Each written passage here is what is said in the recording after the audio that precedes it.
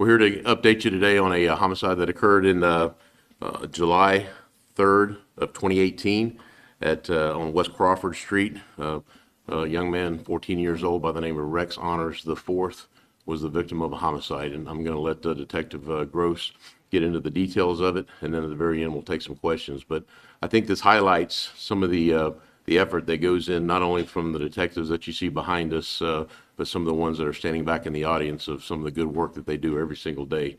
Just because it seems like a case is not going anywhere, or maybe that we're not working on it, I can assure you that we are. And so there's a lot of forensic details, thousands and thousands of bits of information and data that have to be extracted from phones and computers, and they have to be meticulously sorted through and gone through, and that's what was the crux of helping build the case and brings us to where we are today. And I hope that the family understands. I had an opportunity to meet with them before we came in here this morning and brief them up on some of the work that's been done behind the scenes. I hope this brings the mother a little bit of closure and an opportunity to let you know that we still care about Rex and your family. So with that, I'll turn it over to Gary Gross, and he can brief you up on the details. Gary. Okay, thank you. So the chief started this cold case unit June of 2023. So I am a civilian investigator. I retired as a sworn law enforcement officer with 32 years of experience. And on this case, Detective Carden, who is sworn, assisted me on this case through every interview. Have to have that sworn component when we get into search warrants and everything else. So what I'm going to do today is take you through step by step on this case, and we're going to talk about what led us up to the arrest. And then afterwards, I'm going to have Mom come up and give a few words, and we'll open it up for any questions that you guys have from us. But first of all, I want to say that it's a little confusing on this case, so that you understand the arrest affidavit. I'm going to refer to the suspect. Saludos amigos de Tampa, hoy.com estamos viendo en vivo una conferencia de prensa de la Policía de Lakeland, que están dando detalles de una investigación de un caso que no se resolvió desde el 2018, en el que un adolescente de 14 años fue encontrado sin vida el 3 de julio del 2018, justamente durante la madrugada a las 4:22 de la mañana en una vivienda ubicada en Crawford Street en Lakeland. Ahora estamos escuchando los detalles del arresto y también de este caso, que en su momento tampoco dieron las causas de la muerte del menor, del adolescente. Y en estos momentos estamos viendo la conferencia de prensa en la que las autoridades van a dar más detalles sobre este incidente. También familiares del joven van a estar platicando sobre este proceso que han estado viviendo durante los pasados 7 años. Vamos a seguir escuchando un poquito sobre la conferencia de prensa y más adelante les voy a traer más detalles. As they worked this case, especially that day, they lacked enough evidence, probable cause, witness statements to move forward. And over the years, that case eventually became a cold case. The detectives retired and moved on. And back in 2018, I was the public information officer, and I remember this case. I did the press release on it, so it stood out in my mind, this 14-year-old that was killed, which is why we started working this case. Detective Carden and I jumped into this in May of this year, and we started working in cases. Now, what allowed us to move forward is advances in cell phone technology, digital forensics. There was 5 different cell phones in this case that we needed to look at. We wrote new search warrants for the cell phones and dove into that, and that's a lot of data to look at. We also conducted over 17 interviews and spent countless hours, I think around 800, and we're still working on this. Just because we made an arrest, we're still looking at other evidence that still needs to come in and work in this case. But to give you an idea, it's a little overwhelming on this cell phone how much digital evidence there is.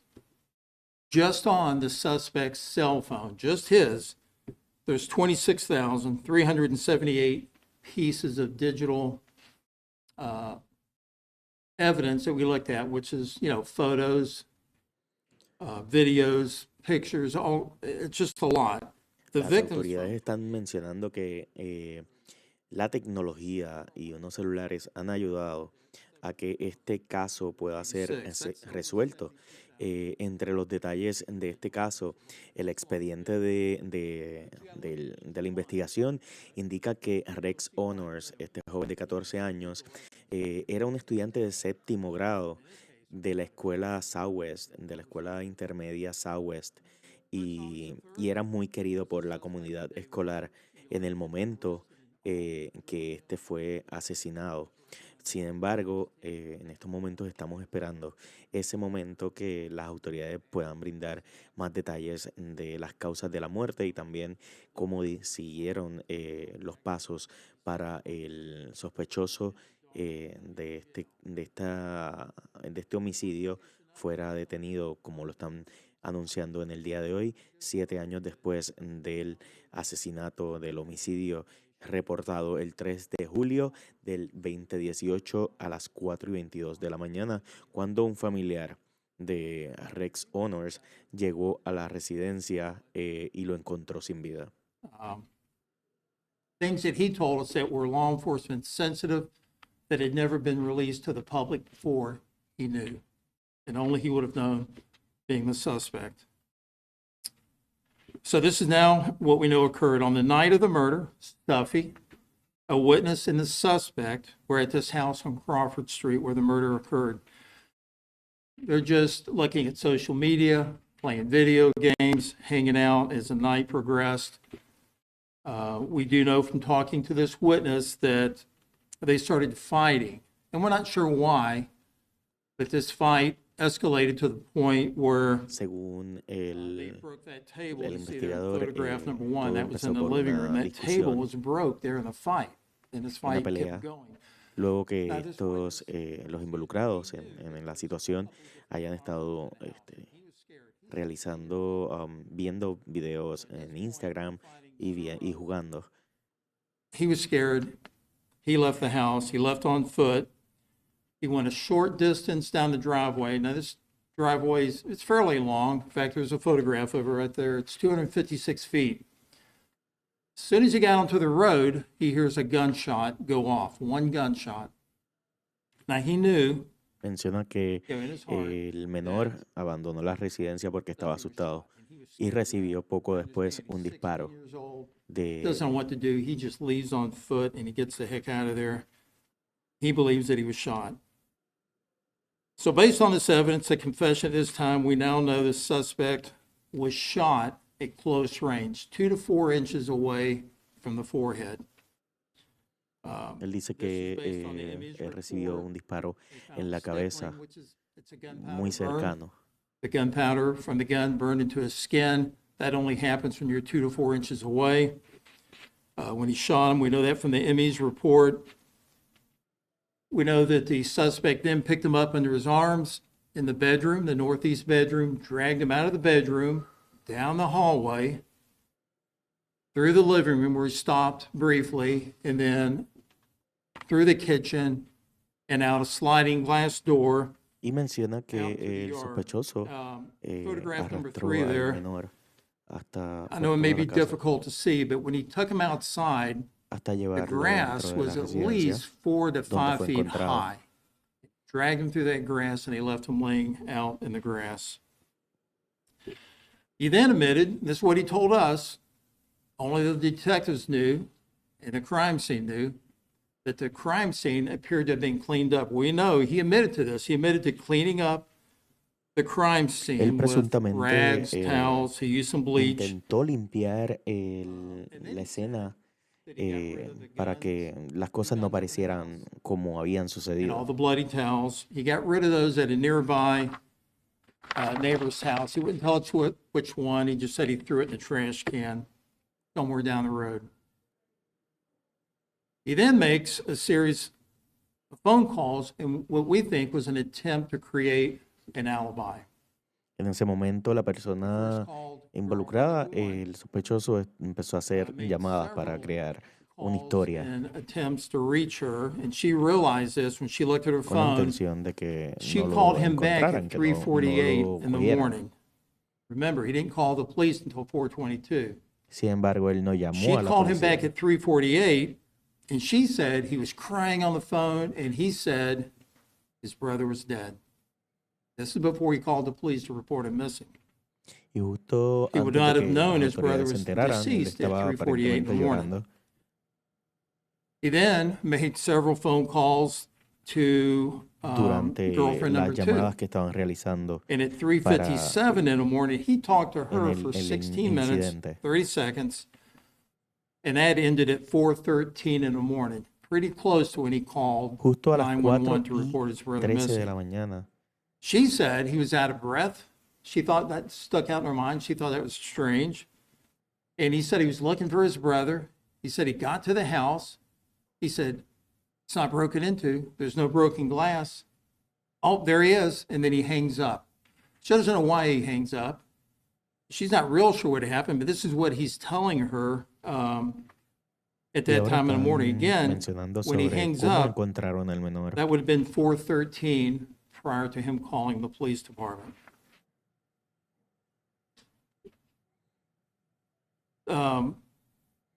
This would have been 9 minutes before he called the police department. And, you know, it's what he didn't tell her as well. And that was when he walked in the house, there was visible signs. You would have seen the blood. He didn't tell her anything about any blood. He didn't tell her that. He just hung up. Another piece of evidence in this case was next door at a near, well, let's say at a nearby house, there was a house that had installed the day before a surveillance camera. The day before this camera was put in, and this camera captures the suspect talking on his phone, and he's in a panic. Now, I mean, I can demonstrate this. The phone, as you see, it's lit up, and he's going up and down. He's in a panic, frantic mode. He's just going crazy with this. And he's calling. It's the exact same time you see on the video. You see him call girlfriend number one, and then you see number two. You see him on the video with the phone going up and down, talking to these two individuals. So that was captured as well. Rex Honors III suggested to the police and others on social media while he's here at the police department and early that morning that possibly a burglary had occurred. We know that's incorrect. That's a false statement to mislead the detectives and the police. And we know that because we've talked to some of the individuals that lived in the house that a burglary never happened. Nothing was stolen.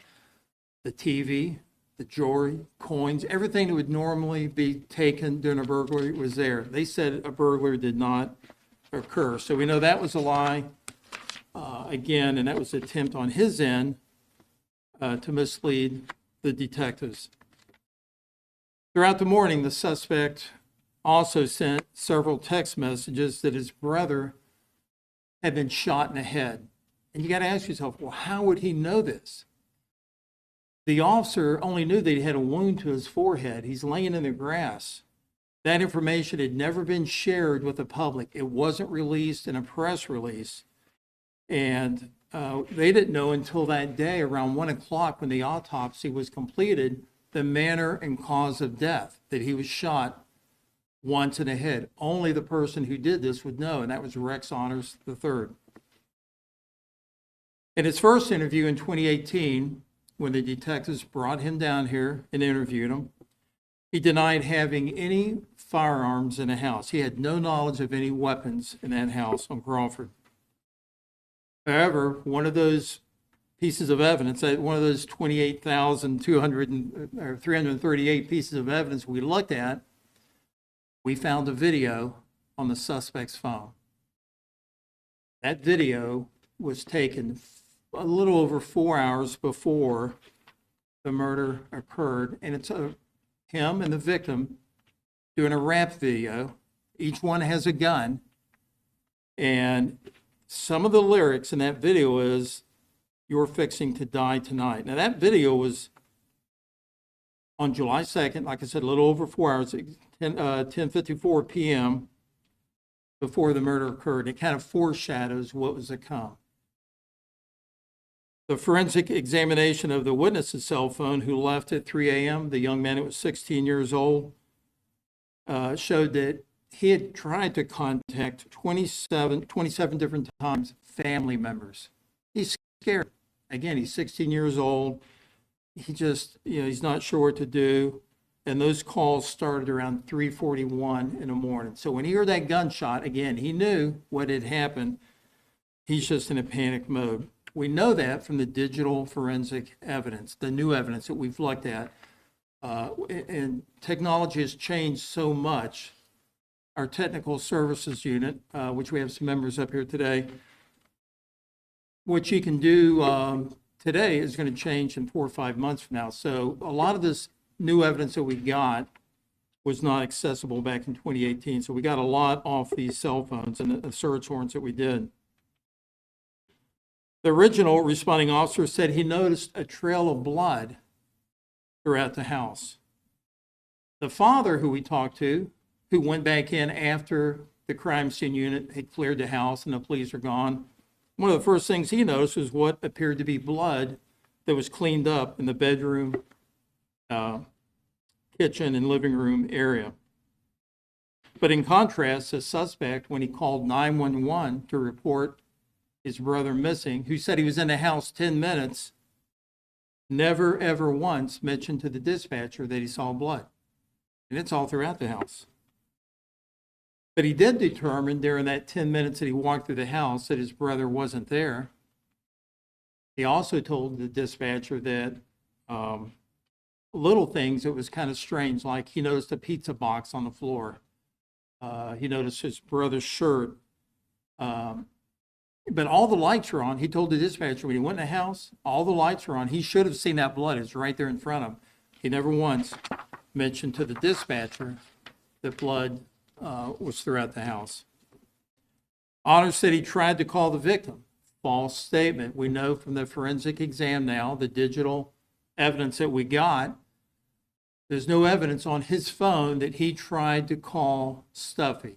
There's no evidence on Stuffy's phone that the victim tried to call him. That's another attempt for him to mislead the police in this investigation. So in summary, here's what we know happened. Honors admitted to shooting a victim from a standing point. During the interview up in Georgia, we said, show us. He stood up in the interview. He said he turned his head, he didn't look, he closed his eyes, and he said he shot the victim from about 6 feet away. And he demonstrated that during the interview. He's the only one who would know this information. Again, remember I told you the autopsy report said he was shot once. Well, the ME and the detectives are the only ones that had the information that that bullet went in here and it exited the base of the skull, a downward trajectory. So when the victim, when the suspect gave us his statement, he said he was standing near the doorway, he turned his head and he shot, and he said the victim was on the bed, a downward trajectory. Only he would have known that, and that matched up with what the medical examiner told us. So one last thing I'd like to mention is it kind of helped us through this case. It was a lot to go through, a little over 800 hours. And I told the mother this and the family as well. And we do this on every case, and especially on this case. When you walk in the cold case office, we put a picture of Stuffy up on the wall so that we can see that every day. Every day we know our purpose. We're motivated to keep moving this case forward. And we know that just because this case is solved, that it's not going to erase the pain, that the family has, but it does give some closure, and it allows, Stuffy to have a voice and to be remembered. So at this point, I'm going to have the mother come up and ask her if she wants to give a few words about Stuffy. When she's done, then I'll open it up for any questions that you have, and then I'll turn it back over to the chief of police. But Mom, Would you like to come up here and give a few words on stuff? And you can. If not, it's okay if you like to come up. All right.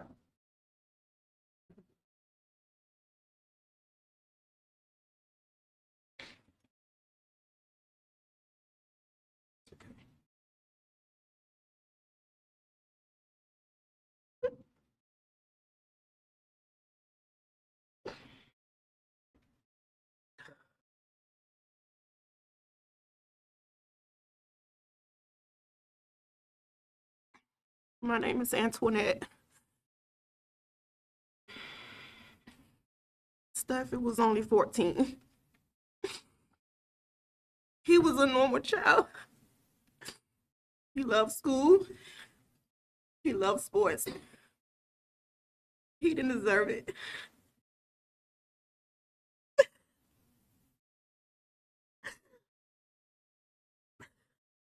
All I want to know, why you did this to my son.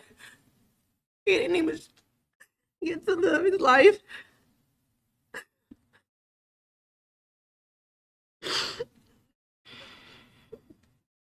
Oh, he did every day is smile. He was a good kid. He was a normal 14-year-old child with kids do. He didn't bother nobody. He wasn't in the streets. He wasn't in no type of games. He didn't do nothing. He just had to go to school and have fun.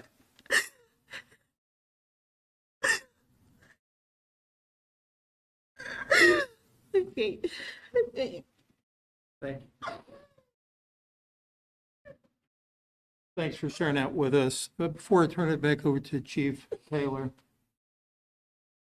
I do want to thank the members of our technical services unit who worked with us on this case. A lot of evidence to go through. Our senior crime analyst, Brenda Wallace, giving her constant information as we go through this. Members of our violent crimes unit, we would work with them and what step to move forward. And I will say on this case, the state attorney's office, meeting with the state attorney's office every couple of weeks to help us move this case forward. I appreciate all their help. And then Detective Carden, who was doing double duty of his other job and then also assisting on this case with every interview. One thing that he always said, and I appreciate it, is some days it's tough.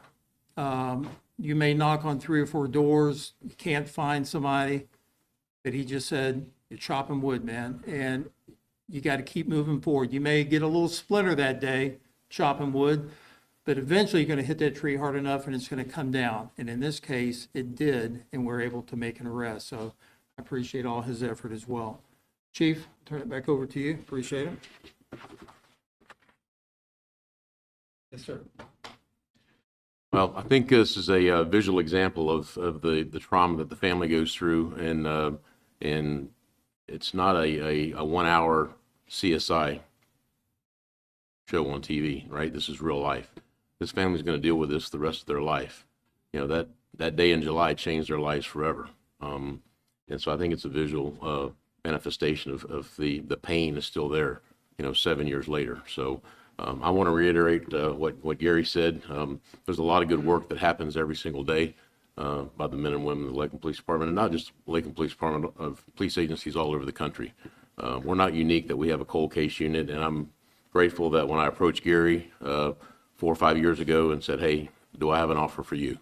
And Gary had retired. He'd spent 32 years in law enforcement, was a sergeant, worked child sex crime cases, and was looking to get back in as a civilian, and he did, and he takes these things seriously, and so I appreciate his effort, and he's tenacious with these things, and this young man, the gentleman that we arrested is still in jail in Georgia. He'll be brought back eventually. That'll be between the sheriff's office in Georgia and the sheriff's office here in Polk County when he gets transported back to the county. He's got some stabbing charges he's got to face up there, so they may not want to send him down here until he answers for those cases as well. So with that, if you have any questions, I'll be happy to answer them and make anybody else available that can answer the questions. So, yes, ma'am.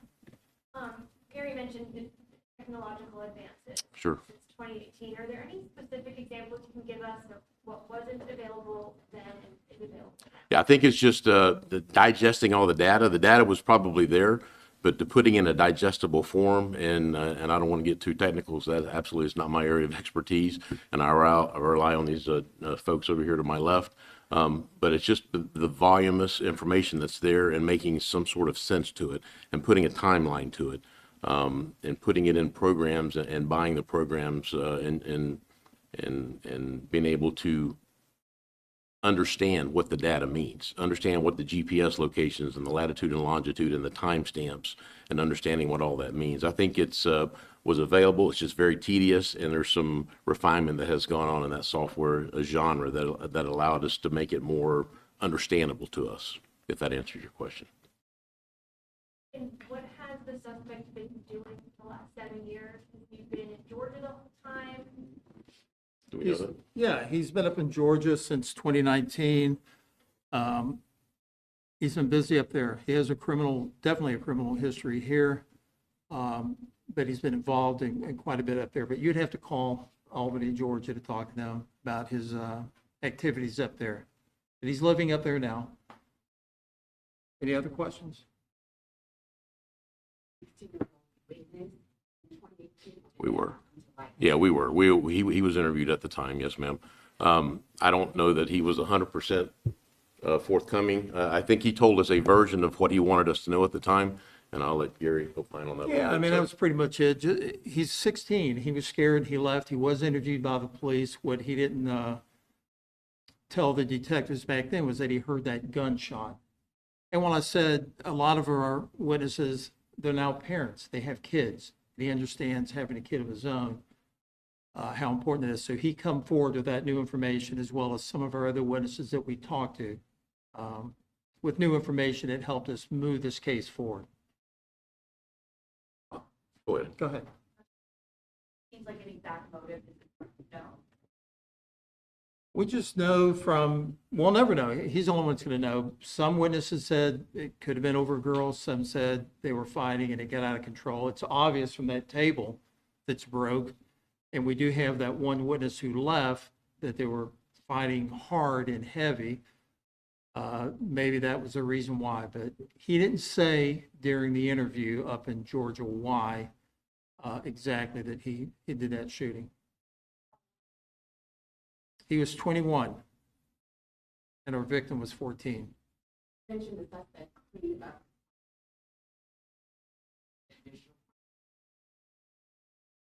Great question, and detectives dealt with that back then. The suspect having lived there on and off, that DNA really wouldn't mean a thing to us because he stayed in the house. They were play fighting, so we knew his DNA would be on him. So that kind of was something that worked against us with him living there too, on and off. Any other questions?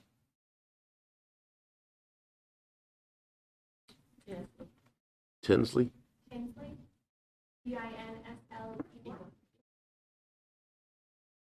All right.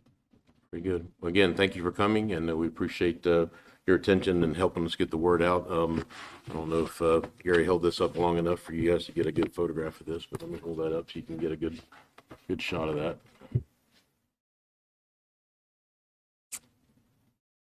All right. What sort of sentence? He's already in jail, but what would Well, would his what be? I'm sorry. his sentence be? His charges that he's facing? Yes, ma'am. He's facing a first-degree felony, a second-degree murder. He's facing a third-degree felony, tampering with evidence, and I believe a misdemeanor resisting arrest charge as well. So, I'm sorry? You can do life in prison, probably, depending on your history and your record and, you know, the way he scores out and his points and everything else. Yeah, I would imagine he's facing the rest of his life in prison, in addition to whatever charges he's facing in Georgia. So, all right. Thank you, guys. Appreciate it. Thank you.